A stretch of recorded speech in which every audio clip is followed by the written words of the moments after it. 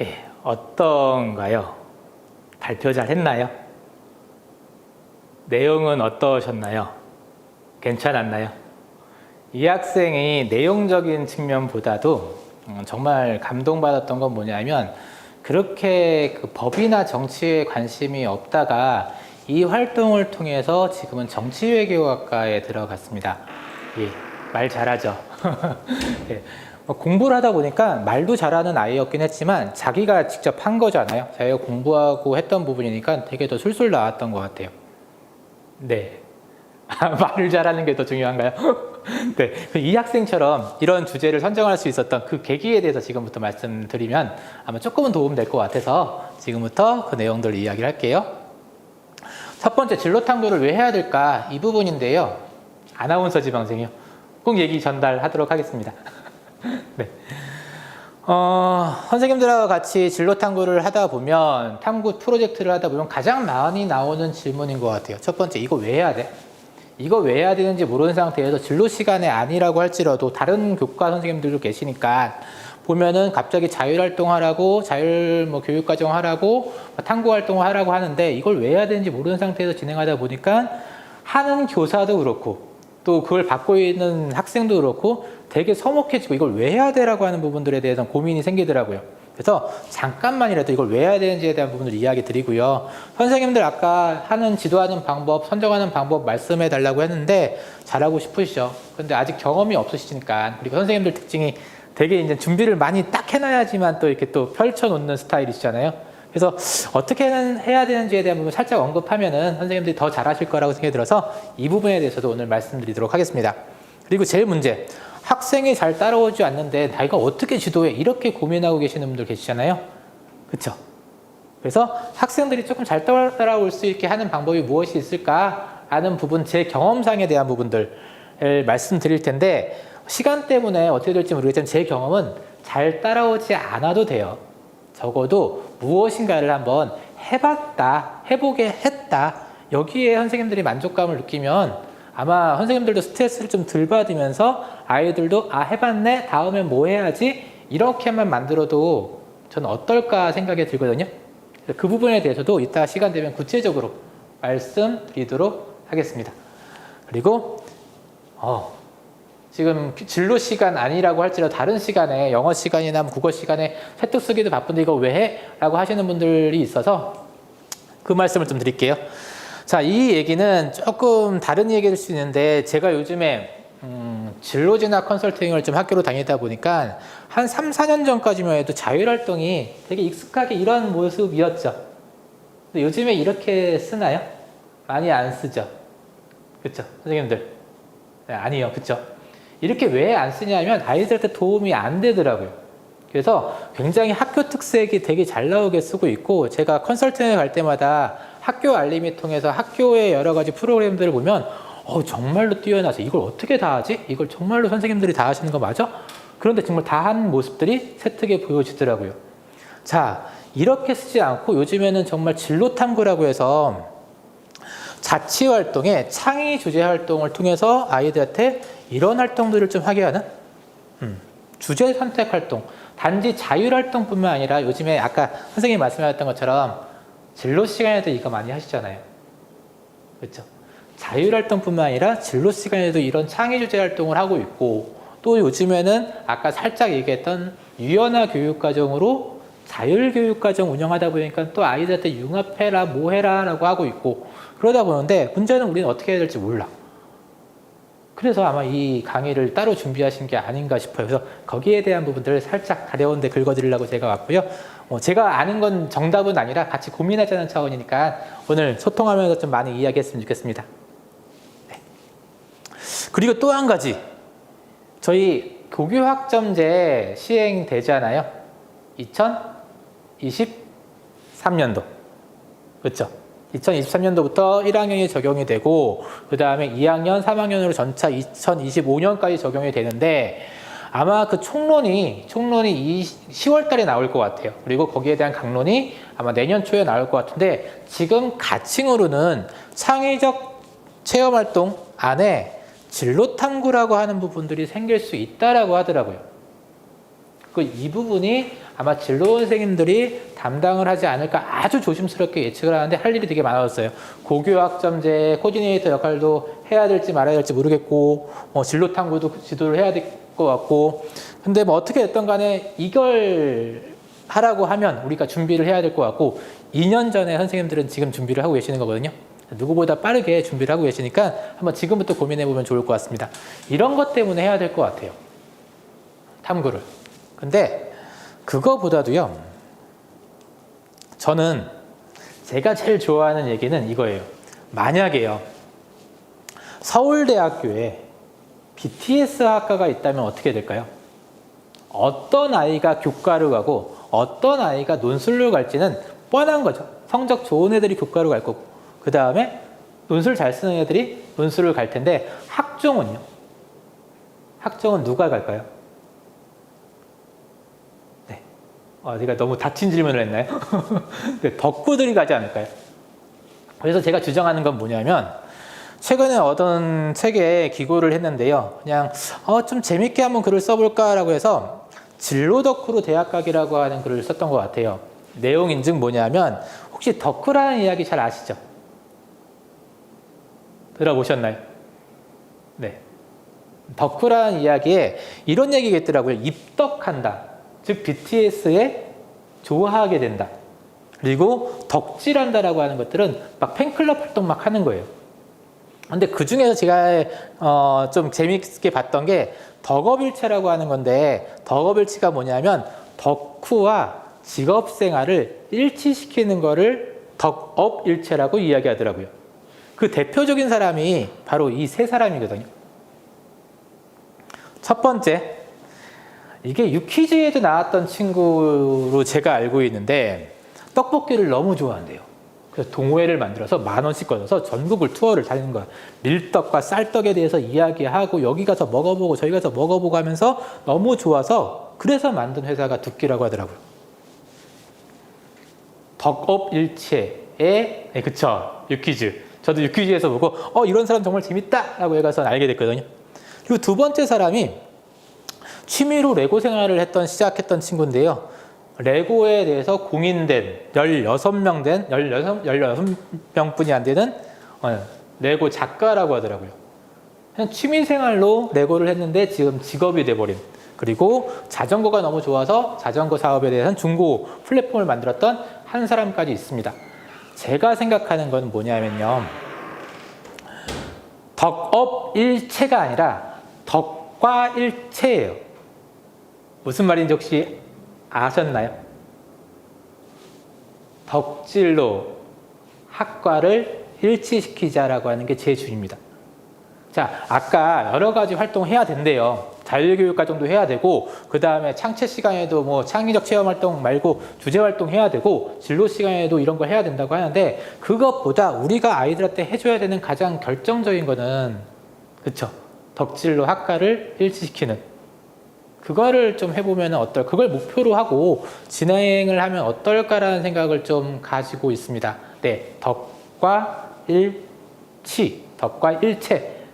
이렇게 시키고 있어요. 그래서 아이들한테 학생부 종합전형을 설명시킬 때 어떻게 하냐면은 너네들 성적보다 조금이라도 성적이 낮은데도 갈 수 있는 이유는 너네들이 덕질을 했기 때문에 그래 라고 저는 설명하거든요.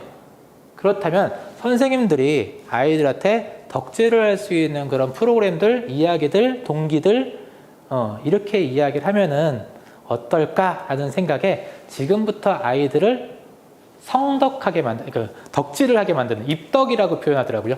덕질을 시작하게 만드는 그 방법에 대해서 같이 한번 고민을 해보도록 할게요. 그런데 일단 여기까지는 좋은 얘기인데 다른 선생님들은 또 이렇게 이야기를 하세요. 그거 말고 입시에 대한 부분들 이야기해줘. 어디 가든지 입시로 많이 이야기하시는 분들이 계시잖아요. 그래서 입시에 대한 부분들 살짝만 접근하고 가면 빨리 이야기를 할게요. 오늘 정해진 순서는 없고 그냥 선생님들 분위기 봐가서 이야기하는데 지금은 선생님들의 진로 기반이 좀 많은 것 같아서 진학에 대한 부분은 살짝 좀 뒤로 하고 갈게요. 대신에 빨리 설명하고 가겠습니다. 자, 제일 중요한 건 뭐예요? 교과 세특이 중요하다라는 얘기죠. 그렇죠? 교과 세특 어마무시하게 중요하게 되었습니다. 자, 교과 세특은요. 수업 중에 발생했던 일이나 학생이 발표, 수업, 토론 등에 참여한 일들을 교사가 기록하는 거죠. 자, 이따가 얘기하겠지만 수업 시간에 아이들의 행동을 교사가 기록하는 걸 교과세특이라고 이야기해요. 근데 우리가 선생님들이 저 같은 경우에는 1년에 200명의 아이들을 기록해야 되거든요. 기록 잘할 수 있을까요? 힘들죠. 아까 책 몇 개 썼다라고 이야기하는데 책 쓰는 것보다 솔직히 저 이게 힘들더라고요. 왜냐하면 얘가 성실한 안데 이 활동에는 성실했는데 다른 활동에는 성실하지 않았어. 그러면 성실하다고 써야 돼요? 말아야 돼요? 저 요즘 그게 고민이거든요. 선생님들은 어떠세요? 고민해요. 쓸까 말까. 어떻게 할까요? 또 문제 해결력이라고 써요. 아이들은 저는 문제 해결 능력을 키우게 됐습니다. 근데 문제 해결 능력을 어떻게 키우는지 확인 가능한가요? 저 되게 고민이에요, 요즘에. 솔직히. 요즘에 학생부에 대해서 고민을 하고 있는데 자기는 문제 해결 능력을 키웠대요. 근데 아무리 봐도 프로젝트를 전반적으로 보면 문제 해결 능력이 보이지 않아요. 맞아요. 일주일 1시간으로 어렵죠. 맞아요. 제일 어려운 게 그거예요. 계속 보면은 그나마 예전 교과처럼 적어도 한 2-3시간 정도 보면은 괜찮은데 그것도 아니다 보니까 모르겠고 그렇다고 믿지 않기에는 또 애들이 또 얘기했으니까 믿어줘야 될 것 같기도 하고 그래서 솔직히 답이 없는 것 같아요. 실제보다 살짝 과장해서 쓰는 것 같습니다. 예, 저도 그래요. 요즘 자소서 쓰는 기간이잖아요. 그래서 이거를 자소서를 어떻게 써야지 이 생각이 되게 많이 들어서 고민하고 있는 게 바로 그런 것 같아요. 가능한 한 맞아요, 선생님. 긍정적인 부분만 제가 배우네요. 그렇죠. 긍정적인 부분만 보려고 노력하는 거죠. 네. 감사합니다, 선생님. 네. 그런데 일단 입시적인 측면에서 보면요. 그냥 이것만 보겠습니다. 자, 다 아시고 계시는 거겠지만 저는 왜 입시에서 지금 이 얘기를 하냐면요. 이게 이제 광주고의 안준범 선생님의 특강에서 나온 자료인데요. 교과로 갈 수 있는 점수대가 이렇게 돼요. 즉 한양대 경제학과 같은 경우는 1.07이 합격할 수 있는데 한양대 경제학과의 학종으로는 1.96이 합격하더라고요. 파란색이 교과 전형으로 합격하는 거고요. 그 다음에 주황색이 학생부 종합 전형으로 합격할 수 있는 커트라인을 선으로 만든 게 이 부분입니다. 덕질을 해서 갈 수 있는 부분들은 바로 여기죠. 그래서 아이들한테 설명할 때는 이렇게 설명하는데요. 너 BTS 콘서트장 갈 거야? 안 갈 거야? BTS 콘서트장 갈 거면 넌 교과로 가. 만약에 BTS 콘서트장 갈 거면 다음날 시험 못 보더라도 BTS 콘서트 갔으니까 그 정도로 배운 거야. 그 배운 거를 우리 BTS 학과 가서 써먹으면 돼. 그렇게 이야기를 하죠. 그런데 제가 이걸 강조하는 이유는 이것 때문에 그러거든요. 저희 학교가 서울여대로 작년에 1.76짜리가 교과로 합격했어요. 잘 보이시죠? 제가 옆으로 좀 빠져야겠네요. 교과로 합격했는데 이 친구가 너무 좋아하더라고요. 선생님 저 서울여대 합격했어요. 경제학과 합격했어요. 근데 졸업식 날 갑자기 저한테 오더니 울더라고요. 그래서 왜 우냐고 했더니 자기 사촌이 내신이 1.9인데 한양대 경제학과를 합격했대요. 자기보다 성적이 안 좋은데도 불구하고 합격하는 거 보고 난 다음에 갑자기 우라통이 치밀어 오르는 거죠. 솔직히 면밀히 살펴보면 서울여대가 갈 수 있는 교과의 개수와 한양대가 반영하는 교과의 개수가 달라서 엄밀히 달라요. 그리고 이 친구한테는 얘기하지 않았지만 이 친구 열심히 공부할 때 그 사촌은 콘서트장 간 거죠. 그렇죠? 성적을 조금 버리더라도 열심히 덕질을 한 거예요.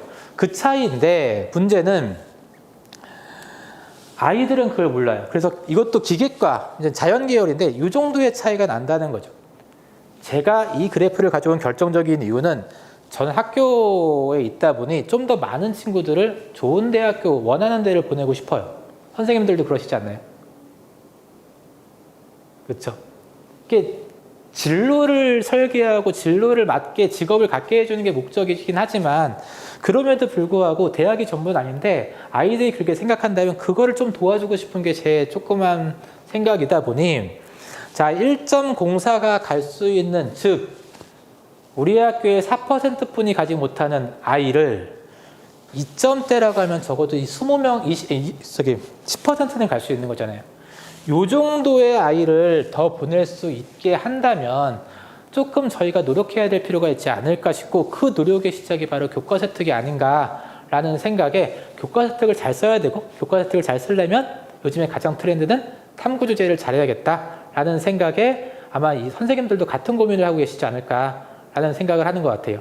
중학교 선생님들이 좀 계신 것 같아서 조금 이렇게 설명이 좀 길었는데요. 그런 목적에서 학생부 같은 경우도, 학종 같은 경우도 요 네 가지를 보는데, 제가 오늘 이야기 드릴 거는, 그렇다면은 저 강사는 학종 그냥 대학 입시뿐이야? 라고 생각하는데요. 가져온 이유는 이것 때문입니다. 가장 많이 보는 학종에서 네 가지 평가의 영역 중에서 학업 역량하고 전공 적합성이 가장 많이 보죠. 대중적으로. 그쵸? 맞나요? 서서히 이제 지쳐가시는 건가요, 선생님? 아니죠? 네. 자, 그런데 그 중에서 제가 하고 싶은 얘기는 바로 학업 역량이에요. 학업 역량은 쉽게 이야기하면 성적이죠. 성적이 얼마나 좋은가, 이거를 보는데요. 전공 적합성은 아까 얘기했던 덕질을 이야기하는 거고요. 그런데 그 중에서도 저희가 이야기하고 싶은 거는 이 학업 태도와 학업 위주도 학업 역량 중에 하나인데, 이거 잘 읽어볼게요. 뭐냐면, 스스로 학습 목표를 설정하고 적절한 학습 전략을 세우는 걸 학업 태도와 학업 위주라고 이야기하고, 이거는 학업 역량이라고 이야기합니다. 제가 이야기한 게 아니고요. 사정관들이 써놨던 책들이에요. 그런데 저희 생각해보면, 이 스스로 학습 목표를 설정하고 학습 전략을 만든다라고 하는 게 지금 잠깐 다운된 것 같은데 잘 되고 있는 건가요? 화면이, 인터넷이 불안정하면. 괜찮은가요? 네, 잘 들리죠? 혹시나 좀 뻑이 생겨서요. 네. 자, 학업 태도와 학업 위주인데, 저는 스스로하고 아까 자기주도성이라고 이야기하셨는데요. 요즘 아이들이 특히 일반고에 있다 보니까 요즘 아이들이 가장 부족한 게 저는 이거라고 생각해요. 이게 뭐냐면요, 아이들이 스스로 무엇인가 할 수 있는 능력이 있는가 라는 것들을 고민을 많이 하거든요. 선생님들 아이들한테 학업 지도하다 보면 요즘 뭐가 어렵니? 라고 물어보면, 아이들은 제가 무엇을 공부하고 있는데 이 단계에서 이게 뭐 더 이상 업그레이드가 안 되는 것 같아요, 이 부분이 좀 모르는 것 같아요, 이렇게 대답하는 사람을 저는 요즘에 못 봤고요. 뭐가 어렵니? 그러면 몰라요 라고 이야기하더라고요. 그리고 이 몰라요를 이야기하고 이거에 대한 대답은 아니면 해결책을 어떻게 찾냐면 학원으로 가죠. 학원으로 가서 열심히 자기가 무엇이 모르는지도 모르고 무엇을 틀렸는지도 모른 채 그냥 거기서 수업을 들어요. 학원을 가서 나쁘다는 이야기를 하고 싶은 건 아니라, 자기가 무엇을 필요로 하고 무엇을 몰라 하는지 모른다는 거고, 무엇을 모르다라고 하면 그 옆에서 무엇인가를 답을 옆에서 계속 준다는 거죠. 학원 선생님이든 간에 솔직히 학교 선생님도 그 답을 기다려주지 않고 계속 얘기도 하고요. 그리고 부모들은 무조건 학원을 보내면 다 해결될 수 있을 거야 라고 생각해 아이들이 고민할 시간을 주지 않는다는 거예요. 스스로 할 수 있는 능력이 부족하다는 거. 그래서 선생님들이 주제 탐구가 어렵다고 생각하는 이유 중에 하나는 바로 뭐냐 하면, 제가 그동안 경험을 해봤을 때는, 맞아요, 타인이 대신해주는 경향. 전 그것 때문에 이게 중요하다고 보거든요. 스스로 무엇인가를 할 수 있는 능력이 없는데 고민하는 습관이 부족한데, 맞아요 선생님? 고민하는 습관이 부족한데 우리도 그런 수업들을 하고 있지 않나. 아이들한테 탐구 주제를 정하라고 하는데, 솔직히 선생님들이 이 탐구 주제를 정하려고 하는 이 수업을 들어오시는 분들 중에서 일부는 탐구 주제를 주고 싶은 것도 있잖아요. 아이들이 스스로 결정하게 만드는 게 아니라. 그래서 오늘은 아마 스스로 결정할 수 있게 만드는 그 방법에 대한 이야기를 하려고 하거든요. 그리고 그것들이 선행된다고 보면 자기주도 학습이 조금 더 늘어나게 될 것 같고, 제가 중간중간에 끊는 이유가 갑작스럽게 이렇게 채팅 올라오면 꼭 읽고 가기 때문에, 그러니까 이해를 해주세요. 오늘은 제가 진짜 오래간만에 선생님들하고 소통하면서 수업을 하다 보니까 기분이 업된 것 같아요. 괜찮죠? 이렇게 해도요? 선생님들 아시잖아요, 벽 보고 얘기하는 거. 네, 맞아요. 제가 힐링을 받고 가는 것 같아요. 공감해요. 저만의 생각이 아니군요. 좋습니다. 그래서 스스로 공부하는 모습들을 보이게 해준다면 맞아요, 선생님. 그게 학종으로도 도움되고 학업 성취도에도 도움되고 그 다음에 제가 아까 제일 주제를 얘기할 때 교과세특 이야기하기 전에 진로 호기심이라고 이야기 드렸잖아요. 호기심이 없는 게 왜 그러냐면 자기주도성이 없어서 그러지 않나 조심스럽게 예측을 하거든요. 그런데 재미난 건 아까 BTS 보여드렸을 때 저는 애들이 호기심이 없는 줄 알았어요. 그런데 재작년에 아이들한테 제가 이제 발문을 잘못 뽑았는데 너희들 관심 분야에 대해서 자유토로 자유 발표를 해봐 라고 이야기를 했었거든요.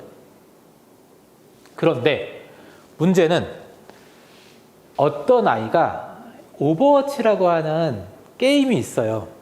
시간 제한도 안 두고 발표하라고 했는데 애들이 자기 진로에 대해 발표하는데 한 아이가 오버워치에 대해서 갑자기 파워포인트를 진짜 잘 만들어 오더니 진짜 40분을 이야기하는 거예요. 얼마나 설명을 잘했냐면 제가 그날 바로 오버워치에 가입을 했어요. 정말 재밌더라고요. 게임이 재밌는 게 아니라 그 친구의 설명이 너무나 재밌어가지고선 와 정말 내가 가입하자 말자 해서 가입할 거야. 그래서 4만 얼마를 들여가서 가입을 했었는데 아이들이 호기심이 없는 건 아니더라고요. 호기심은 있는데 학교에서 호기심을 발휘할 수 있는 능력이 없었던 것 같고 아시잖아요. BTS 덕후들 그리고 다른 덕질할 때 엄마가 아무리 휴대폰 하지 말라고 해도 다음 영상 보고 다음 내용 보고 심지어는 뭐 스토커짓까지 하는 안 좋은 거긴 하지만 그 일정까지 보는 그런 열정과 호기심이 있거든요. 그 호기심을 교실로 가지고 오게만 만들면 어떨까라는 게 제 기본적인 생각이에요. 괜찮지 않나요? 그쵸? 그 방법을 찾는 게 과제인 거죠. 그래서 제가 고민을 하고 있고요. 답은 나오지 않았는데 선생님들과 같이 이야기하다 보면 답이 나올 수 있지 않을까라는 생각에 오늘 한번 잠깐 이야기를 해볼게요. 그래서 쭉쭉 넘어가도록 하고요. 전공적합성은 그런 전공과 관련된 덕질을 전공적합성이라고 이야기하잖아요. 그래서 넘어가도록 하겠습니다. 자, 오늘 다른 이야기도 많으니까 영상 다 패스할게요. 선생님들이 너무 반응이 좋아서 영상 패스하고 가겠습니다. 이것도 살짝 넘어갈게요. 너무 좋은 강의를 들었는데 그때 강의에 대한 내용이 있어서 선생님들과 공유를 좀 하겠습니다. 고등학교 2, 3학년하고 1학년하고 가장 큰 차이가 뭐냐면요. 독서활동 미반영이고요. 그 다음에 자율동아리 미반영이고요. 봉사활동 미반영이잖아요. 여기서 질문이요. 아마 강의를 들으셨던 워낙 유명한 강의라서 들으셨던 분들 있지만 독서활동과 봉사활동과 자율동아리의 공통점이 뭘까요? 이거 답변하시는 분은 저한테도 상품 들 수 있는 권한이 있죠. 네, 답변하시는 분 상품 드리도록 하겠습니다. 다시요. 다시. 독서활동 미반영이 됐고요. 1학년이요. 2학년 아니에요. 고등학교 1학년. 독서활동 미반영, 봉사활동 미반영, 자율동아리 미반영이 됐어요. 이 세 가지의 공통점이요. 유도적으로 개인이 실현할 수 있다. 자기주도적 행위, 과장기록. 과장기록? 학교 밖에서 하는. 김은원 선생님. 맞아요. 외부에서 쓰는 거. 맞습니다. 김은원 선생님 아까부터 계속 리액션 해주셨는데 맞습니다. 외부에서 하는 거죠. 이 얘기는 뭐냐면요. 외부에서 한다는 것보다 조금 더 구체적으로 얘기하면 교사가 관찰할 수 없다라는 거예요. 대입 공정화 강화 방안으로 인해서 이제는 교사가 무조건 관찰할 수 있는 것만 써야 되는데 독서 집에서 읽고 와서 읽었어요 라고 이야기하는 거고 봉사 밖에서 해가지고 왔는데 저 해가지고 왔어요 라고 이야기하는 거고 그 다음에 자율동아리도 지네들끼리 활동하고 난 다음에 이거 해주세요 라고 써달라고 하는 거잖아요. 교사가 관찰할 수 없다라는 거죠. 그 얘기는 뭐냐면 이거를 바꿔서 이야기하면은 어떻게 되냐면 교사가 관찰할 수 있는 것만 쓰라는 거예요. 그리고 저는 아이들한테 얘기할 때는 그러면 아이들의 관점에서 이야기하면 너네들은 교사한테 관찰 당해야 돼 라고 이야기하죠. 그러니까 아이들 강의와 선생님 강의는 약간 다른데 선생님 강의는 아이들을 관찰하셔야 돼요 라고 이야기하고요. 선생님들 강의는 아이들한테는 너네들은 뭐 나쁜 얘기긴 하지만 관종이 돼야 돼. 선생님들 앞에서 뭐 이런 거 발표하고 싶다 저런 거 발표하고 싶다라고 이야기하는 적극성을 보여야 돼. 자기주도성을 보여야 돼. 이렇게 이야기를 하죠. 그래야지 기록이 가능하니까. 네. 그런데 또 하나가 있어요, 선생님. 여기서 얘기하고 싶은 거는. 자, 자기소개서 없어졌고요. 교사 추천서도 없어졌습니다. 이 얘기는 다른 것들이 미반영되기 때문에 교과 세트가 굉장히 중요해졌다라는 것도 있지만 또 한 가지는요. 아이들이 학생부가 제대로 잘 안 써 있을 경우, 잘 못 써 있을 경우, 관찰이 잘 안 됐을 경우에는 그동안은 자기소개서나 교사 추천서를 가지고선 어느 정도 해명이 가능했어요. 근데 이제는 그게 안 된다는 거죠. 그러다 보니까 이 교과 세특이 정말로 힘들게 됐습니다. 뭐 책임감 때문에 힘들어졌죠. 잘 써야 되죠. 그래서 우리가 지금 잘 쓰려고 하는 고민들 이야기하고 있고요. 시간 되게 빨리 지나가네요. 자, 빨리 갈게요. 진짜 오늘 중요한 걸 얘기해야 되니까. 어떻게 관리 지도해야 되냐라는 건데요. 자, 선생님들 핵심만 오늘 컨셉이 선생님들이 필요한 것만 좀 얘기를 하는 거니까 쭉쭉 넘어가도록 하겠습니다. 저는요. 교과 혜택의 핵심 요소가 3가지인데 교과 역량을 축적해야 된다라고 이야기해요. 이거는 그냥 바이블에 써 있더라고요. 교육청에서 얘기한 거. 그리고 교과 내 확장을 해야 된다. 교과 간의 연계를 해야 된다라고 이야기하는데요. 첫 번째, 교과 역량을 축적해야 된다고 이야기하는데 대부분 어떤 얘기를 쓰냐면 착해요, 성실해요 이 얘기를 쓰더라고요. 그래서 진로 선생님 아닌 분들도 계시는 것 같아서 제 개인적인 생각은 학교생활 기록부를 잘 기록하려면 교과 역량에 이런 역량들보다는 진짜 교과에 필요한 교육과정평가원에서 만든 교과 역량들을 언급해야 되는 것들이 아닌가라고 조심스럽게 이야기를 하고 있고요. 네. 이게 국어과, 수학과, 사회과 이게 교육과정평가원에 있는 거거든요. 교육과정 총론에. 그래서 이런 얘기를 써야 되는데 우리는 이걸 잊은 채 무조건 도구적으로 착해요, 이뻐요 이런 얘기만 쓰는 것들이 아닌가라는 생각에 교과 역량이 좀 중요하지 않을까라는 생각이 좀 들어졌고요. 예, 행동특성 종합이견 되게 중요해졌어요. 그리고 교과 내 확장은 워낙 잘 하시니까 넘어가고 우리가 고민해야 될 거는 교과 간 연계입니다. 진로 선생님들이라면 그리고 지금부터 조금 더 융합된 어떤 교과 세특이나 탐구 주제를 원한다면 하나의 주제, 아이들의 진로를 가지고선 각 교과에서 연계할 수 있는 방법을 고민해 봐야 된다는 거죠. 그래서 저는요, 일단 그 고민하고 또 하나는 아이들한테도 얘기하는데 쓰는 방법에 대해서 이 얘기를 하거든요. 지금 거의 대부분 예전에 저 같은 경우는 학교생활 기록부를 이렇게 적었던 것 같아요. 그냥 이런 주제로 발표해요 라고 이야기했습니다. 그냥 그렇게 적었던 것 같아요. 그리고 요거 했어요, 저거 했어요, 요거 했어요. 백화점식 나열로 쭉 나열했던 게 예전에 저희 방법인데 요즘 같은 경우는 이렇게 쓰더라고요. 어떻게? 너무 머리 아프니까 간단하게 얘기할게요. 동기는 이렇고 과정과 결과는 이렇고 성장은 이렇고 후속 활동은 이렇다라고 쓰는 추세? 이러면 어떨까라고 저는 제안을 해봐요. 이걸 제안하는 이유는 뭐냐면요. 갑자기 교과 세특 이야기하는데 왜 이 얘기를 하느냐라고 할 때 아까 선생님들 관찰하기 힘들다고 했잖아요. 그러니까 아이들을 믿는 게 기본적인 부분이라고 생각한다면 저는 아이들한테 교과 세특과 관련된 발표를 시킬 때 나는 이런 발표를 듣고 싶어. 동기, 과정 결과 그리고 여기서 끝내지 마. 나는 네가 이 과정 결과를 통해서 무엇을 성장했는지 보고 싶어. 역량적인 측면이나 그런 내용. 그리고 내가 봤을 때 네가 얘기했던 역량이 이 과정과 결과에 드러나면 나는 써줄 거야. 그리고 후속 활동도 써줬으면 좋겠어. 발표했으면 좋겠어.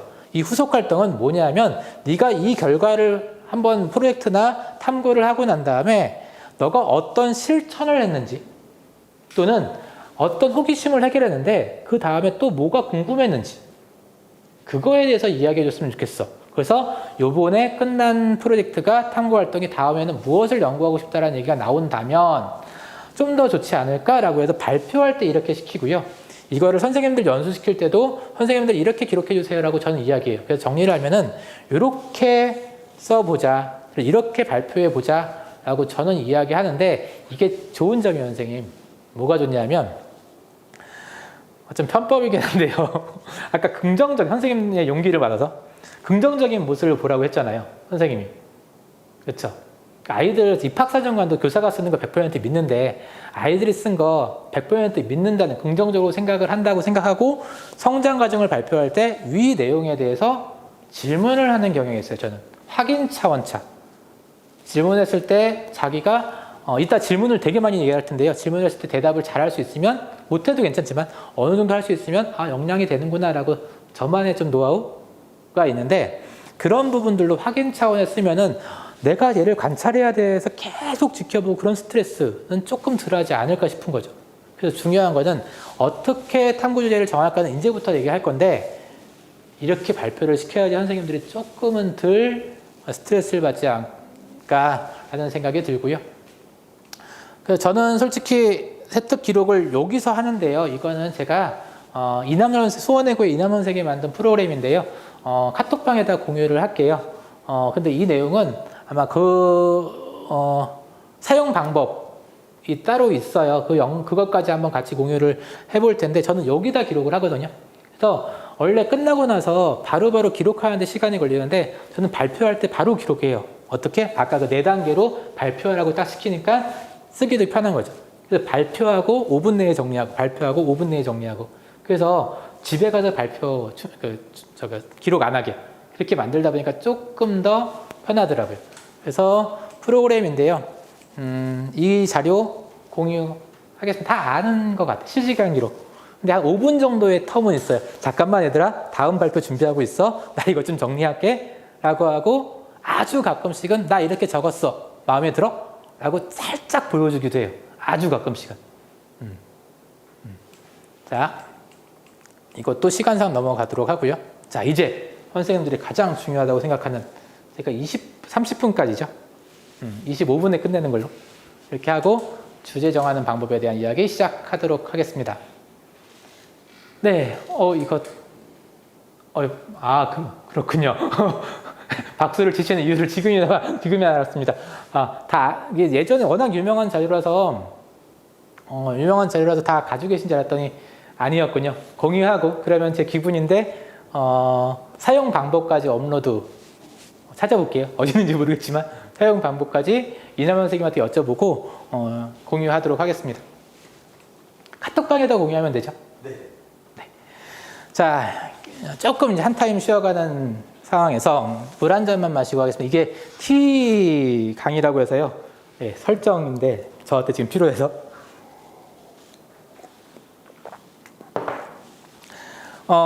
제가 예전에 입학사정관 당시에 아까도 얘기 드렸지만 프로젝트를 10년 전부터 했던 것 같아요. 환경을 가르치면서 10년 전부터 하다 보니까 아이들 어디 가서 뭐 대회 데리고 나가고 그러다 보니까 학교에서 사립인데요. 학교에서 담임을 안 주는 거예요. 근데 담임 정말 지금도 하고 싶거든요. 아직까지 조금이라도 젊었을 때 좀 해야 된다는 게 하고 싶은데 아직도 안 주세요. 그런데 예전에 3년 동안 담임을 안 주셨는데 하도 담임 달라고 하니까 한 번 딱 주시더라고요. 그 담임이 어디였냐면 저희 학교가 사진을 찍어가지고 오면 좋은데 1988 찍었던 데입니다. 응답하라 1988. 네. 88년도의 교실과 지금의 교실이 하나도 이질감이 없어요. 그런 학교에서 네, 이런 성과가 나왔으니 선생님들도 충분히 하실 수 있는 거죠. 네, 진짜 1988 촬영하는데 소품 가져온 건 뭐냐면요. 그 라디오 하나. 그거 하나만 가져오고 나머지는 다 저희 학교에서 공수한 거고 제가 그때 그 옆 교실 썼어요. 네. 그래서 이질감이 없다 하는 거고요. 덕굿인가요? 자, 그리고 그때 제가 이제 담임을 하는데 여기가 본관이고요. 여기가 2학년 건물입니다. 그런데 이 건물이 여기가 1층이긴 한데요.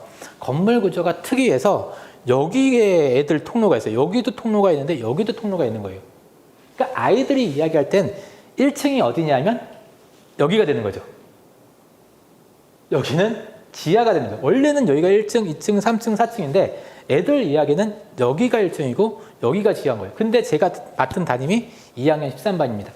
오래간만에 담임 맡았으니까 제가 맨날 하는 레퍼토리가 있거든요. 첫날 아이들한테 다 편지를 써요. 물론 매크로로요. 이름만 바꿔서 부모님한테 갖다 줘라. 이게 제 레퍼토리거든요.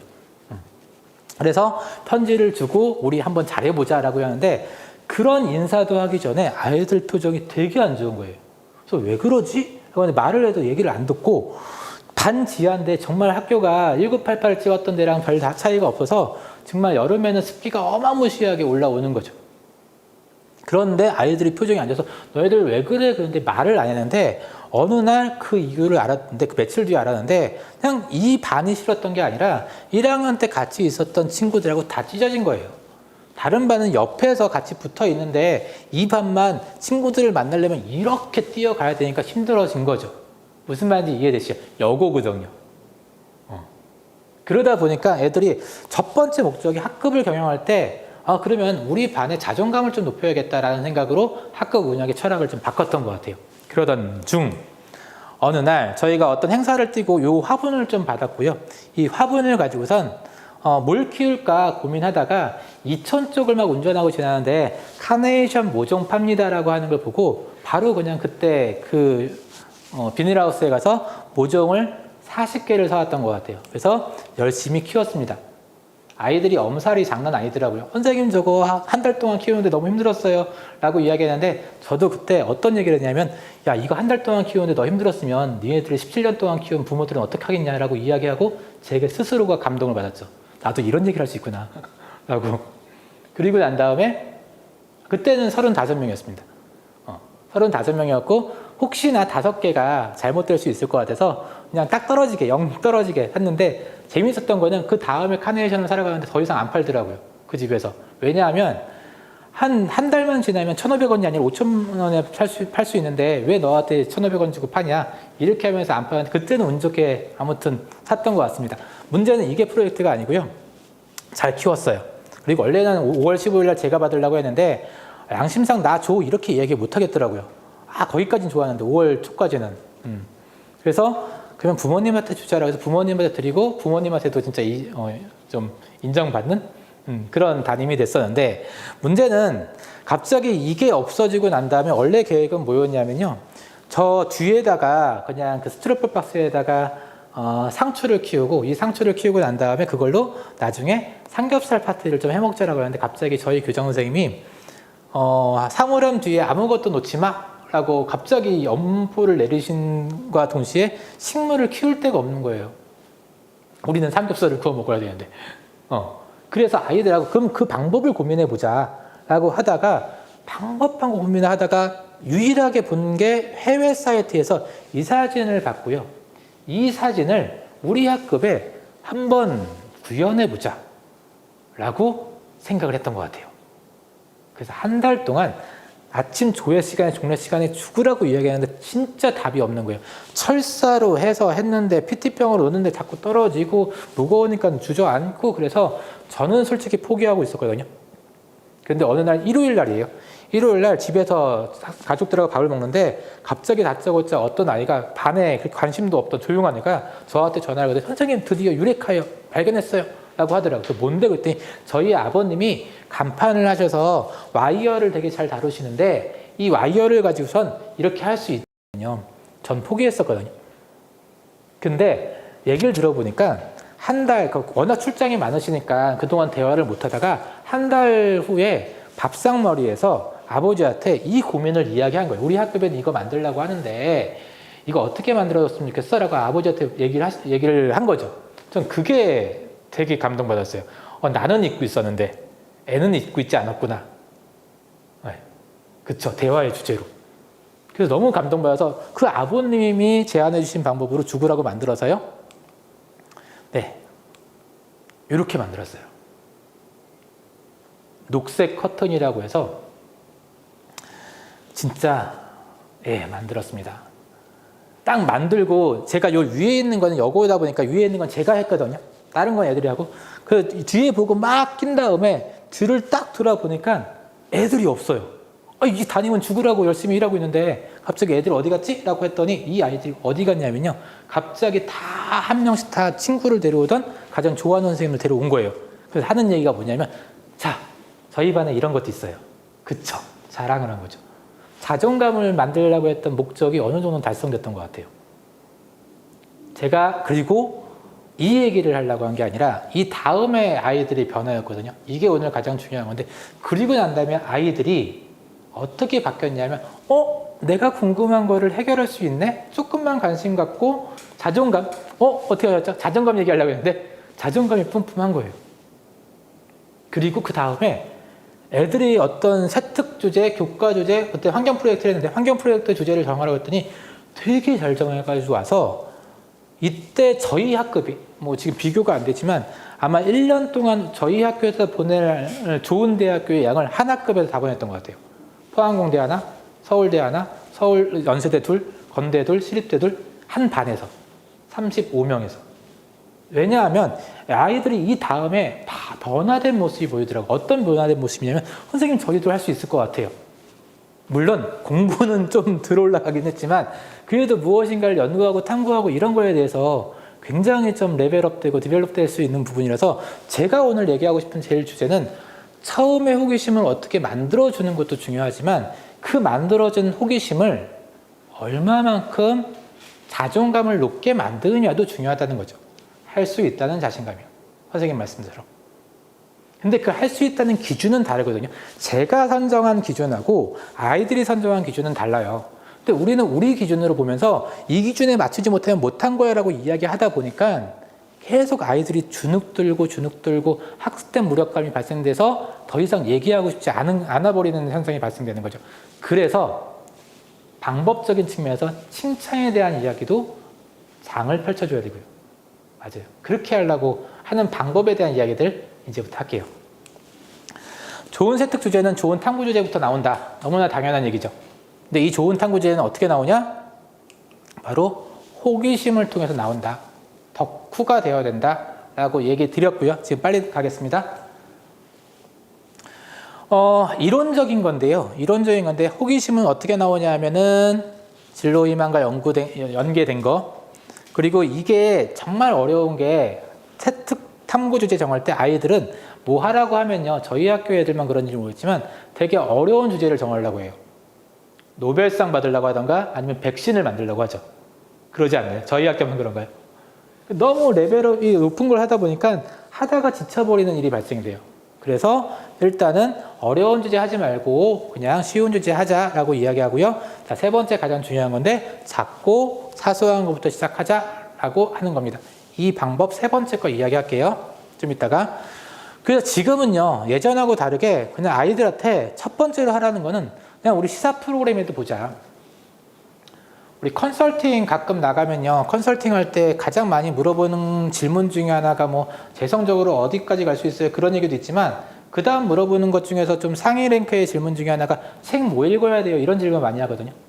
근데 솔직히 저는 선생님들 생각은 어떤지 모르겠지만 책을 몇 권 읽어야 돼요가 중요한 게 아니라 책은 너희들의 호기심을 해결하기 위해서 읽어야 돼. 호기심이 있으면 많이 읽어야지. 전 이렇게 얘기하고 있는 것 같아요. 그런데 요즘은 책이 아이들한테 조금 거리감이 있잖아요. 그러니까 어떻게 하냐면 처음에 이런 거 한번 봤으면 좋겠어. 그래서 이런 거 보다가 좀 궁금한 거 있으면 메모 좀 해놔. 이게 첫 번째 부분이고 이거를 보다 보면은 뭐 AI에 대한 궁금증 아니면은 뭐 의료 사업에 대한 궁금증, 역사에 대한 궁금증 이런 부분들이 나오니까 일단은 내가 궁금한 게 있는지부터 한번 확인해 보자. 한번 시간 될 때 봐봐. 되게 재밌어. 요즘에 그리고 지금 몇 개, 5개뿐이 안 가지고 왔는데 이것보다 훨씬 더 많은 시사 프로그램이 재밌는 게 많잖아요. 요즘에 꼬꼬무도 저 자주 보거든요. 꼬꼬무도 재밌고 아무튼 요즘에 진짜 막 과학과 관련된 시사 프로그램도 되게 많이 있는 것 같고요. 예. 궁금하면 메모하고. 그쵸? 자, 그래서 주제 선정의 주의 방법은 요 4가지를, 이 7가지를 저는 체크리스트를 통해서 꼭 써놓으라고 했던 것 같아요. 일단, 주제 정할 때, 너네들, 일단, 동기가 있니? 자, 그리고 너가 흥미로워하는 부분이야? 너 이거 고등학교 수준에서도 할 수 있는 거야? 아이들이 고등학교 수준보다 높던가? 반대로 고등학교 수준보다 낮던가 이렇게 정하는데 고등학교 수준에 맞게 이렇게 정하라고 노력을 하고요. 그 다음 좀 독창적이었으면 좋겠어. 자, 그리고 제한된 시간 내에 해결할 수 있어? 자료 수집은 용이해? 해결 가능성은 있어? 이게 일단 애들한테 주어지는 거예요. 그러니까 아직까지 스킬 안 나갔어요. 고급 스킬 안 나갔습니다. 그래서 요 7가지를 한번 고민해 봐봐 라고 하는 게 일단 첫 번째고요. 두 번째는 갑자기 자 오늘 기분인데요. 이 영상도 공유하도록 하겠습니다. 이 영상은요, 원래는 뭐냐면, 영상이 있는데, 이 영상 안 볼게요. 살짝만 볼게요. 살짝만 보면은, 네, 잠깐만 들어주시겠어요? 그냥 영어로 되어 있어요. 영어로 되어 있는데, 아이들한테 설명하기에는 생각보다 나쁘지 않아서 어렵지 않아요, 영어도. 영어가 어렵지 않은 게 아니라, 그림이 잘 설명되어 있어요. 그래서 아이들한테 같이 공유해 보면 어떨까 싶어서 영상 같이 공유해 드리도록 하겠습니다. 근데 일단은 이걸 보고 싶은 게 아니라 제 첫 번째 스킬. 저는 이게 환경 프로젝트를 할 때도 이 방법을 썼고요. 진로 시간에 기업가 정신 체인지 메이커 할 때도 이 방법을 썼습니다. 두 가지 방법인데요. 첫 번째, 그 영상은 어떤 영상이냐면요. 한 사람이 커피를 주문해서 커피를 받는 것까지의 내용이 담겨져 있어요. 자, 커피를 사고 먹는 과정에서 어떤 문제가 있어? 어떤 탐구 주제가 있어? 이게 고민이잖아요. 너무나 당연한 일인데. 근데 이 일을 전체적으로 한번 그려보는 거예요. 이 방법을 거기서는 저니맵이라고 하는 방법이라고 이야기하는데요. 자, 설명을 지금 제가 드릴게요. 첫 번째, 내가 커피를 먹기 위해서 가게를 골라야 돼. 1번, 2번, 3번 중에서 스벅 갈지, 다른 데 갈지, 어디 갈지 정해야 되죠. 결정장애 있는 사람들 이거 힘들거든요. 그렇죠? 그리고 이 가게를 가기 위해서 도로를 건너야 되고요. 그 안에서 문을 열고 들어가야 되는데 문을 열고 들어갈 때도 계단이나 이런 거 있으면 힘들 수도 있잖아요. 그 과정에 대한 고민을 한번 하게 만들고요. 그 다음에 줄을 서야 돼요. 줄을 서서 메뉴를 골라야 되고요. 자기 턴이 됐을 때 요즘에 저 주문하는 거 힘들지 않나요, 선생님들? 요즘 자꾸 뭘 찍으래요. 너무 힘들어요. 진짜 이걸 하기 전에 앞에 있는 사람 걸 유심히 관찰해서 저대로 똑같이 해야지 이 생각이 들 정도로 정말 당황스러울 때가 많아요. 근데 너 턴할 때, 너의 차례 때 뭐 선택할지 막 물어보는데요. 이거 추가하시겠어요? 저거 추가하시겠어요? 특히 뭐 상호명을 얘기하기는 그렇지만 서브웨이에서 샌드위치 시켜 먹을 때 죽을 것 같아요. 빵부터 이걸 어떻게 골라야 되는지. 근데 그거를 공부하고 가잖아요. 힘들죠. 자, 어떻게 지불할지, 어떻게 먹을지예요. 이 과정들을 전체에 나열하다 보면 힘든 부분들이 생기더라고요. 어떤 거? 줄을 서기 싫어요. 저 같은 경우는. 이럴 경우에는 예전에 그냥 서점 같은 데 가서 책을 사는데 줄 서기 싫으니까 어떻게 하냐면은 인터넷으로 바로 드림 서비스 신청하죠. 그리고 가자마자 누구예요? 라고 이야기하면 바로 책을 건네줍니다. 요즘 배달 서비스도 이런 거 많이 활용하잖아요. 이게 어디서 나왔냐면은 네, 이런 불편한 점들을 나열하다 보니까 생각이 난 거죠. 자, 캐시로 지급할지 뭘로 지급할지 이것도 생각보다 굉장히 어렵거든요. 지금은 좀 수월해졌지만 예전 같은 경우는 좀 어려워서 이런 고민도 나열하다 보니까 불편한 점이 있네, 이거 개선해야지 라고 하는 부분들도 보여지는 부분인 것 같아요. 만약에 여기서 팁이에요. 만약에 진로 시간으로 간다면 너네들 진로가 만들어지는 하는 일을 전체적으로 한번 그려봐. 또는 진로의 과정에서 법을 만드는 과정에 대해서 한번 그려봐. 아니면 너희들이 어떤 물건에 대해서 환경에 대한 이야기할 때 환경이 오염이 시작되고 해결되는 전 과정을 한번 그려봐. 그리고 난 다음에 그 안에 너희들이 불편하다고 생각하는 것들을 한번 이야기해봐. 전 그렇게 시켜요. 자, 첫 번째 예시예요. 그래서 저희 학교 아이들이 전이 맵을 활용해서 학교 생활을 그려봤습니다. 잘 안 보이시겠지만 제가 설명드릴게요. 일어났어요. 아침밥 먹었어요. 차 타고 왔어요. 그 다음에 저희가 언덕이 굉장히 심하거든요. 언덕을 갔다가 다시 내려와요. 자, 그 다음에 다시 여기입니다. 1교시 시작해서 자요. 화장실 가요. 세면대에서 좀 씻고 그 다음에 뭐 하냐면 체육 시간을 갖고 식당에 가요. 그 다음에 밥을 먹어요. 밥 먹고 난 다음에 자요. 청소하다가 자요. 야자할 때 자요. 그 다음에 집에 가요. 이 얘기예요. 공감되시죠? 이거를 그렸어요. 그쵸? 잠잠잠. 그러고 난 다음에 애들한테 자, 그럼 학교 생활하면서 불편한 것들을 한번 해결해 볼까? 라고 이야기했더니 제일 처음에 이야기하는 게 이거더라고요. 언덕 좀 없어주세요. 근데 우리 언덕을 없애는 건 우리가 실현 불가능한 거지. 아까 그 7가지 중에 있었잖아요. 우리가 할 수 있는 일은 아닌 것 같아. 자, 우리가 할 수 있는 거 찾아보자. 그랬더니 아이들이 했던 건 뭐냐? 제일 눈에 보이는 게 아까 선생님 말씀처럼 잠이에요. 이 아이들이 이걸 어떻게 해결하려고 했냐면요. 선생님 그러면요. 우리도 낮잠 시간을 갖게 해주세요. 라고 제안했어요. 아이들이니까 가능한 거죠.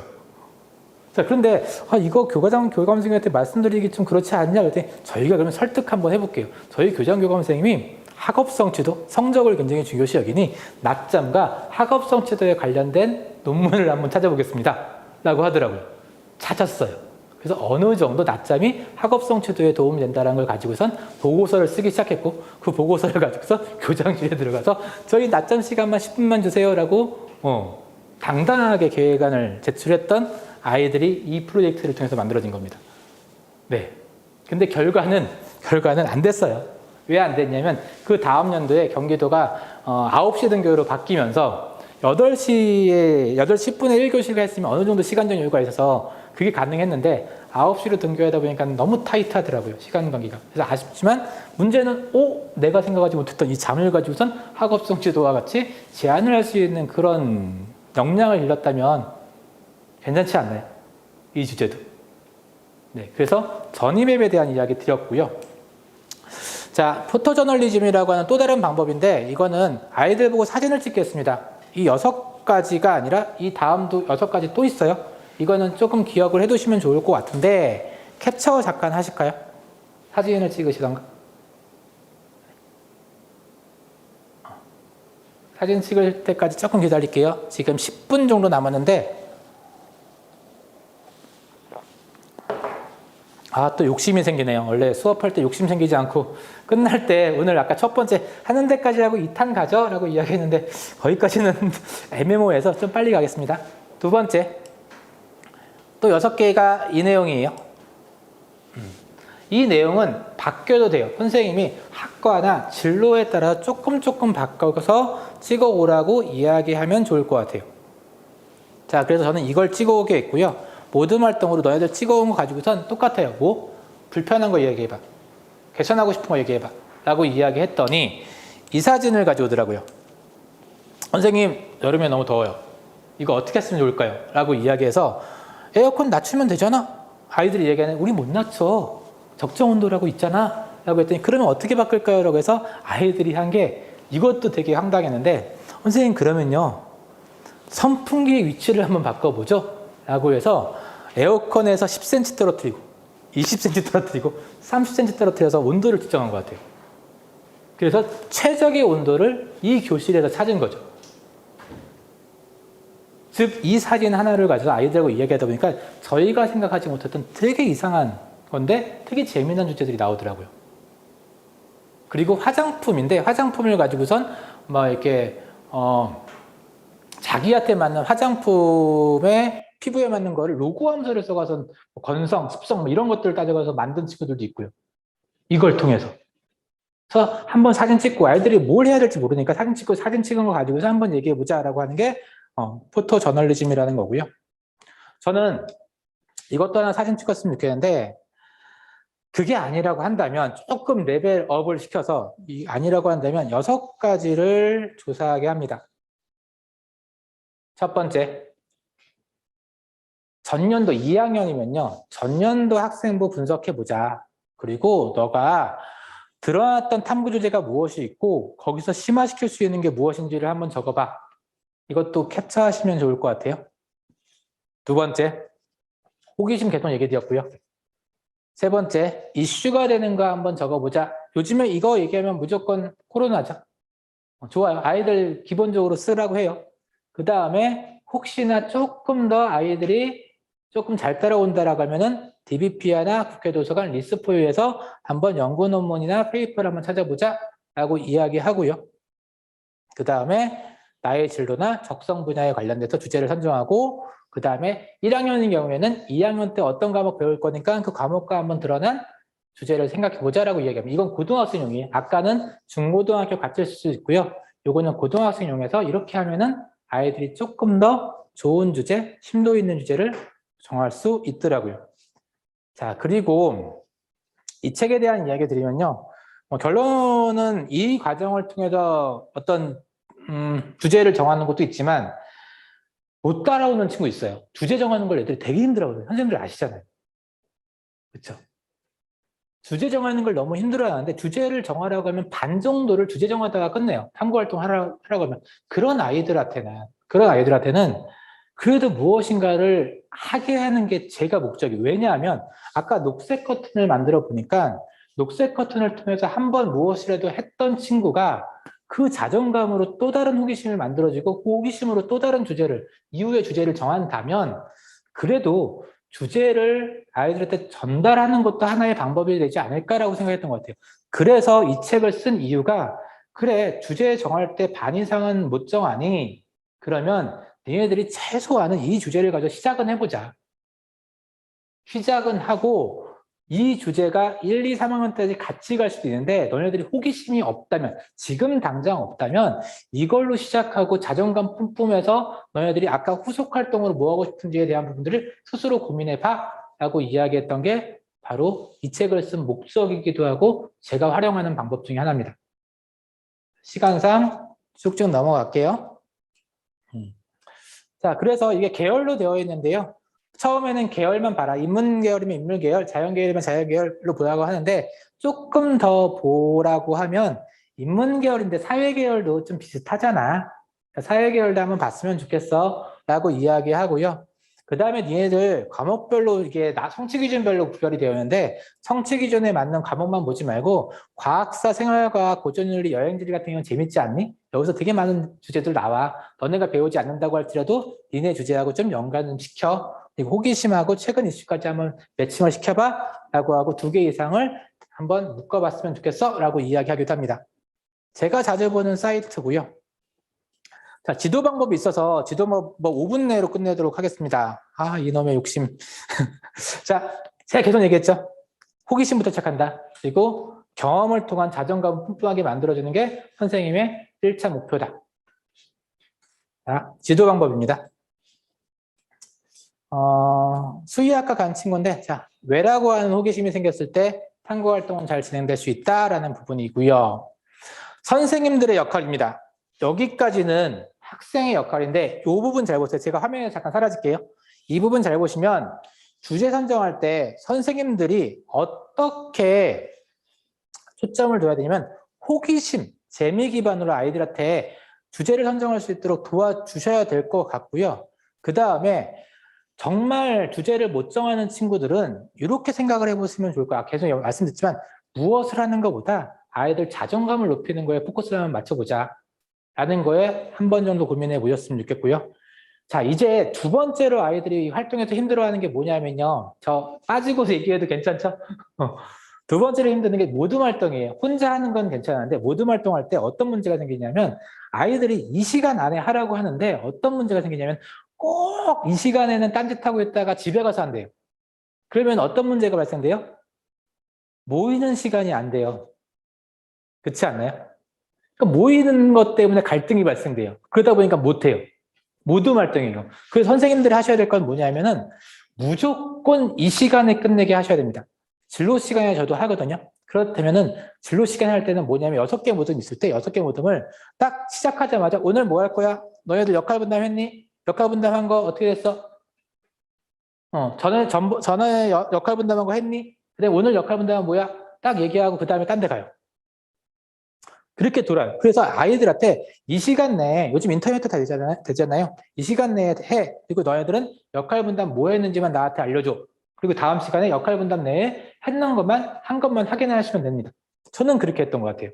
그리고 객관적인 자료를 아이들한테 주는 방법들에 대한 이야기를 했던 것 같고요. 3번째는 선생님들한테 꼭 부탁드립니다. 기다리세요. 역할만 확인해 주세요. 아까 얘기 드렸잖아요.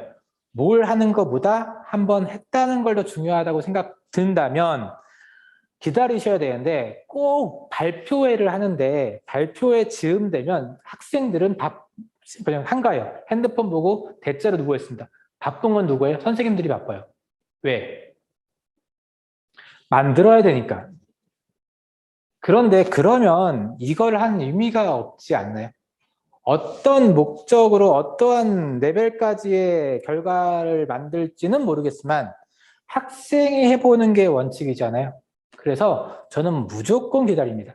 그리고 자꾸 이 역할 분담하고 발표할 때요. 왜라는 질문 되게 많이 해요. 이따가 왜라는 질문에 대한 대표적인 사례를 얘기할게요. 그리고 학생 주도를 하게 만들어주고 그걸 기록하는 게 실행 단계에서 하고요. 그 다음에 마지막 적어도 발표를 하루 이틀 남기고 난 다음에는 그냥 무조건 칭찬해요. 잘했다. 정말 잘했다. 야, 그래도 너랑 나랑 대화가 된다는 것 자체만이라도 이 정도면 잘한 것 같아. 이렇게 얘기해요. 왜? 어차피 못했다고 해도 무슨 대회 나갈 거 아니잖아요. 그러면 잘했다라고 칭찬하면 자존감에도 좀 뿜뿜하지 않을까요? 그래서 잘했어. 이렇게 이야기하는 게 마지막이고요. 꼭 후속 활동에 대한 고민하라고 해요. 왜냐면 다음번 탐구 활동에 대한 이야기도 고민을 해야 되는 거잖아요.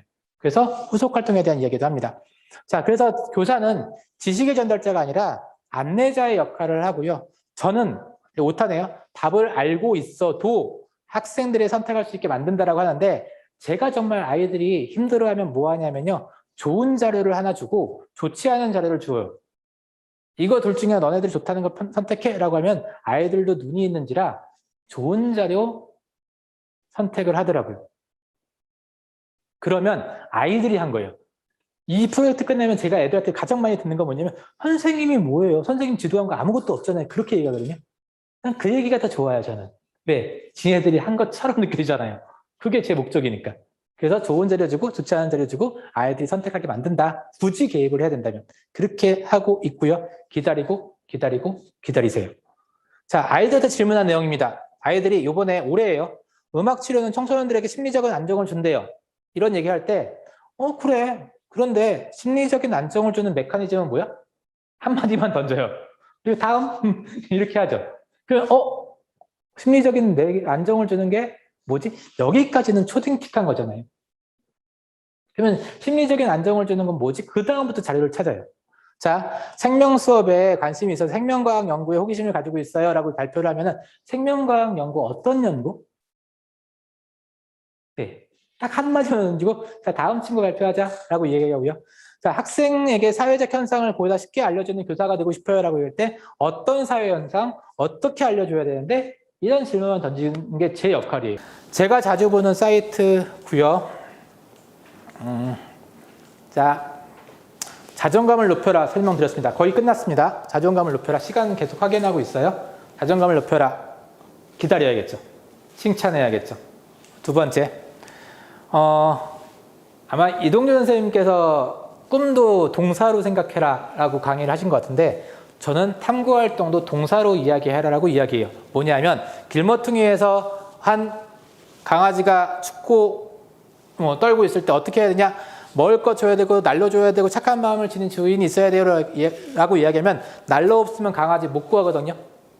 근데 이거를 바꿔서 동사로 생각하면 배불리 먹여야 되고 체온을 올려야 되고 추위를 차단해야 되고 보살핌을 받아야 되고 라고 하는데 체온을 올리는 방법은 난로가 아니라 뭐도 있어요? 담요도 있고 핫팩도 있고 입김도 있고 드라이도 있어요.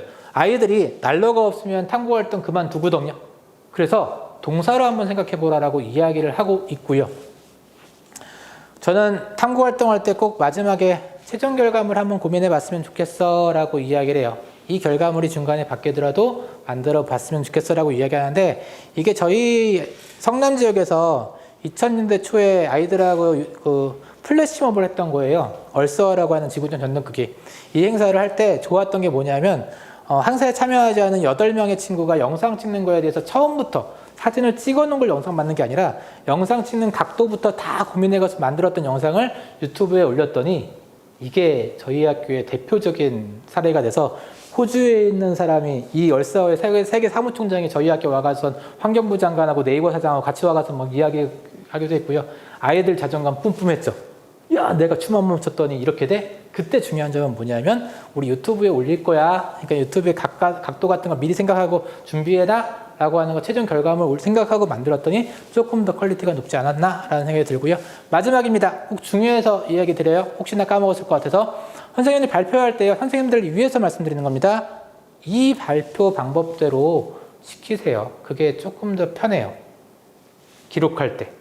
그리고 이게 학생들한테도 편한 이유는 그냥 발표하고 끝났던 게 아니라 내가 무엇인가를 성장했는지, 그 다음에 후속 호기심은 무엇인지에 대한 부분들도 같이 고민할 수 있으니까 서로 윈윈하지 않을까라는 생각을 하고 있습니다. 네, 여기까지예요. 제가 욕심을 좀 많이 부려서 원래는 소통을 하면서 선생님들 질문 받아가면서 오늘 진도 못 나가면은 그냥 못 나가는 대로 하려고 했었는데, 아까 초반에 선생님들이 궁금하다는 걸 올리시니까 너무 그것에 대해서 좀 말씀드려야지라는 생각 때문에 좀 빠르게 진행이 됐던 것 같습니다. 혹시나 궁금한 거 있으면 저도 부족해요. 아까워요. 부족한 거 있으면 언제든지 질문을 좀 해주시고요. 질문 3개? 네, 3개 정도만 받도록 하겠습니다. 저는 괜찮은데 선생님들 좀 아프실 것 같아서. 네. 그런가요? 저도 간만에 재밌게 했던 거죠. 선생님들 얼굴 표정 보고 채팅 보고. 네, 최종 결과물 안 나와도 애들한테 예전에는 정말 조금이라도 젊었을 때는 넌 뭐 했어? 되게 뭐라고 했던 것 같아요. 그러니까 제 목표가 너무 컸으니까. 근데 그러지 않고 아까 말씀드렸던 것처럼 이 결과물이 안 나와도 이걸 한번 해봤다는 거에 유의를 둬야 되고, 이 다음 어차피 나는 여기서 끝나지만 이 다음에도 이 활동을 다른 교과에서 한다라고 한다면 적어도 기는 죽이지 말아야겠다. 단 칭찬을 하면서 다음번에 조금 더 잘할 수 있는 방법에 대한 고민들은 하게 해줬던 것 같아요. 그러니까 칭찬과 책찍인데 칭찬을 조금 더 많이 해줬다라고 보는 게 저는 그렇게 하고 있습니다. 잠깐 그 다음 질문 볼게요. 그 다음 질문에 진로활동 시간에 탐구활동으로 하면 진로 세특의 기록이 가능한가요? 라는 건데요. 진로활동이 2가지죠. 하나는 창체활동하고 또 하나는 교과로의 진로와 직업이잖아요. 교과는 진로와 직업으로 세특 기록이 가능하고요. 그 다음에 창체 시간에서 진행되는 거는 원래는 담임이 쓰는 게 원칙이에요. 근데 적어도 진로 시간에, 창체 시간에 있는 진로 시간에 제가 했던 수업으로 진행이 된다면 저는 제가 이런 거 했어요 라고 적어서 담임 선생님한테 주는 활동을 하고 있습니다. 네, 됐나요? 다음 질문 가도 될까요? 네. 강정현 선생님 너무 좋은 이야기를 해주셨는데요. 그 얘기 위에 거 얘기하고 갈게요. 그냥 질문 나온 거 다 대답 드릴게요. 진로 1시간에 이런 활동들이 가능한가요? 라고 하는 거하고, 밑에 한 학기 동안 진행하신 것 같은데 일주일에 한 번 수업 중에서 실시하면 어떤가요? 라고 하는 건데, 저는 요즘에 3주 프로젝트를 진행하려고 합니다. 3주 프로젝트를 했었고요. 그래서 주제 선정에 대한 부분들은 진로 수업 하다가 그 전부터 얘기를 했어요. 주제 선정 하다가 조금 이렇게 남는 시간 있으면 그럼 우리 한번 진로 이거 할 건데 한번 주제 선정을 해볼까? 그때부터 워밍업을 하기 시작해서 3주 정도 진행을 했던 게 이 프로젝트고요. 저희가 이 팀에서 지금 그 교과 획득 만들었던 팀에서 아직까지는 그 예시를 가지고 오지 못해서 아쉬운데요. 올해가 끝나면 지금 3주 정도 했던 프로젝트의 결과물들을 같이 공유할 수 있지 않을까 싶습니다. 진로 시간에요. 했던 거. 그러면 답변이 됐나요? 자, 제일 마지막 강정현 선생님 말씀하신 게 너무나 중요한 것 같아서 이 말씀을 드려야 될 것 같아서요. 진로 미결정인 상태 2가지인데요. 저의 경우에, 이건 답은 아닌데 저의 경우에는 일단은 너가 가장 호기심이 있는 게 없다라고 한다면 학기 초에 커리어넷 검사 되게 여러 개 하잖아요. 그렇죠? 저는 3개를 하고 3개를 나이스에 연동시켜서 제가 계속 보거든요. 그래서 너가 정말 없으면 일단 이거 만든 사람도 그냥 박사학위 그냥 받은 거 아니지 않냐, 굉장히 노력해서 만든 거라면 이거 한번 믿어보자. 그리고 진로는 제 그냥 철학, 개똥 철학이에요.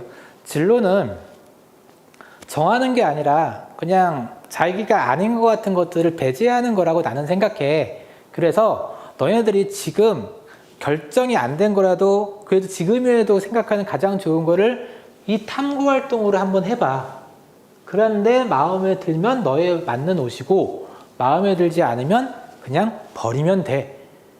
진로는 하나를 선택하는 게 아니라 여러 개 중에서 하나씩 빼나가는 거야. 그렇다면 지금 너가 결정하지 못한 진로에 대해서 커리어 넷이든 아니면 지금 가장 선호하는 1순위 51%라고 할지라도 남들보다 1%가 더 높은 하나를 정해서 같이 해봤으면 좋겠어 라고 이야기를 해요. 네, 그쵸. 가지치기 하는 과정. 그렇게 하다 보니 아이들이 아까 이제 입시에 대한 이야기도 했는데 입시 얘기할 때 그러거든요. 똑같은 얘기를 하는데 너희들이 진로가 미결정됐기 때문에 학생부 종합전형을 준비 안 한다는 거는 가장 맞는 이야기긴 하지만 그래도 사회에서는 대학에서는 무엇인가 노력하는 적들이 좀 필요할 것 같으니 지금 필요한 한 가지를 여러 가지 검사나 아니면은 뭐 시사 프로그램이나 아니면 그런 걸 통해서 한번 알았으면 좋겠어 라고 이야기를 하고요. 그래서 책 얘기를 하면 좀 그런데 그래서 고민했던 책이 바로 학과 바이블이었던 것 같아요. 이 학과의 트렌드는 뭐야? 저 학과의 트렌드는 뭐야? 학과에 대해서 아이들이 알고 있는 범위가 되게 작잖아요.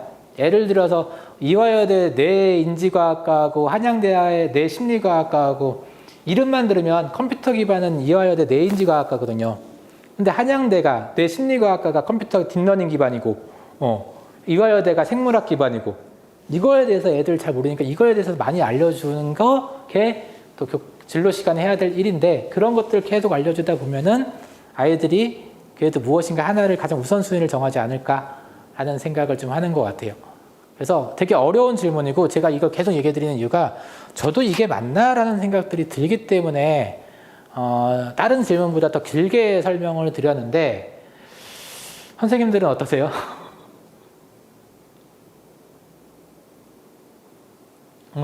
대학에 기반을 두는 거 그쵸? 약간 가치에 따라서 약간 다르긴 하지만 아이들이 대학을 목표로 한다면 기반 자체를 대학에서 시작하는 것도 방법일 수도 있죠. 어디가를 저는 되게 많이 활용하거든요.